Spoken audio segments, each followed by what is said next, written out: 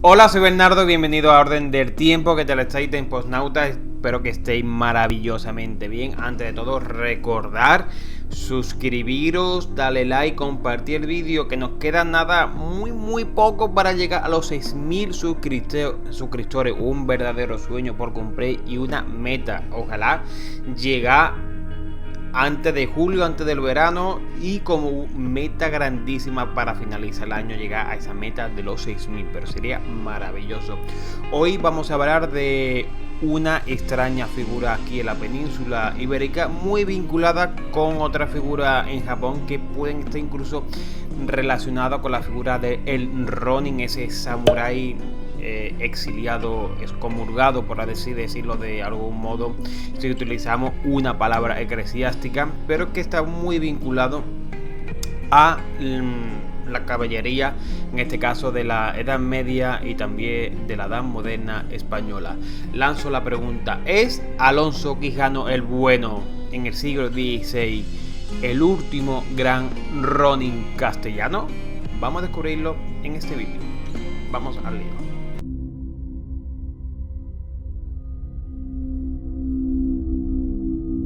Orden del tiempo, misterios, historia y leyendas.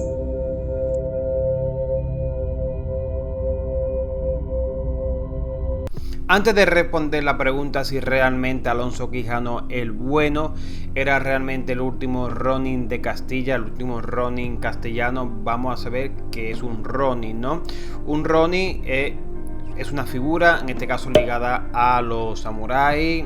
Podemos hablar de la Edad Media, de la Edad Moderna, hasta el siglo XVIII, bien entrado el XIX en Japón. Podemos datar y encontrar esta figura. Es una figura de un samurái exiliado, un samurái que fue expulsado del servicio de su señor por la fuerza y que va por libre.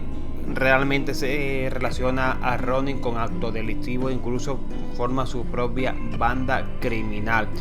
El Ronin también puede formar a nuevos guerreros, que estos aprendices no oficiales de samurái también adquieren el nombre de Ronin. El Ronin, una figura al margen de la ley, pero esta figura la podemos encontrar aquí en España.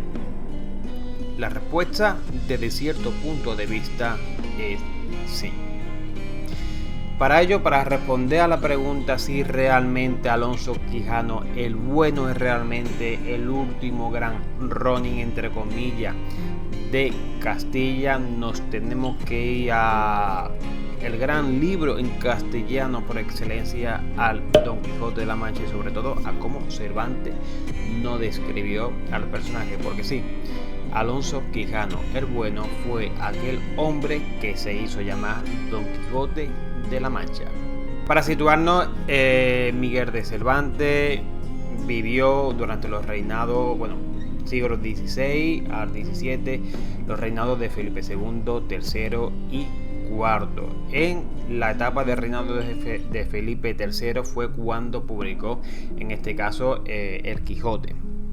Nos describe que el Quijote era un hidalgo, parte de la nobleza baja, que aunque era prácticamente humilde, porque tan solo tenía unas pequeñas propiedades y algún que otro sirviente, no se podía comparar con la alta nobleza, pero sí que es cierto que tenía sus propios deberes y sus propios derechos como miembro estamental de la nobleza a ser un hidalgo. Un hidalgo que por sus ensoñaciones pensaba que él quería servir a un señor, que él necesitaba servir y hacer actos de caballería como lo hicieron sus antepasados, sus bisabuelos, y de ahí que se apodó Don Quijote de la Mancha. El objetivo de Alonso Quijano el Bueno, de Don Quijote, era servir a un señor y proteger un territorio. Es aquí, desde cierto punto de vista, donde Cervantes nos describe a la figura de el Ronin castellano. ¿Por qué? Porque las leyes castellanas durante la Edad Media no describen un sujeto muy similar al que podemos localizar en la otra parte del mundo, en Japón. Pues sí, Don Quijote, en este caso, desde cierto punto de vista, es un ronin que busca el servicio de un nuevo señor. Nos tenemos que ir justamente al contexto de la Edad Media española. El reino Astur se está empezando a expandir y el rey necesita nuevos oficiales con el fin de administrar sus nuevos territorios. En este caso, el rey tan solo tendrá poder para acuñar moneda e impartir la alta justicia, y nombrará nuevos funcionarios para que gobiernen esos territorios en nombre de él. Por lo tanto, tanto en Castilla, León, los nuevos territorios nacientes del reino Astur, en Navarra y en Aragón, no se dará el sistema feudal europeo. Tan solo en Cataluña va a existir este sistema medieval. Cuando los reyes nombran oficiales, en este caso un oficial pues es un agente, es un caballero, es un vasallo en el sentido de la palabra, donde le hacen un juramento al rey por medio de unos rituales. Este ritual en hispánico, en este caso, es heredero al reino visigodo y está recogido en el texto de las partidas, en este documento. Pues bien, a partir de un homenaje de manos y otros rituales donde ligan y se relacionan al señor y su vasallo, este juramento es increíble, no se puede prácticamente romper de por vida. Incluso cuando el rey muere, el vasallo tiene que ir a acompañar en el duelo durante el velatorio, enterrar el cuerpo del rey y también guardar luto. Pero ¿qué ocurre si realmente el rey rompe las relaciones con sus vasallos, o el señor de un lugar rompe las relaciones con sus vasallos?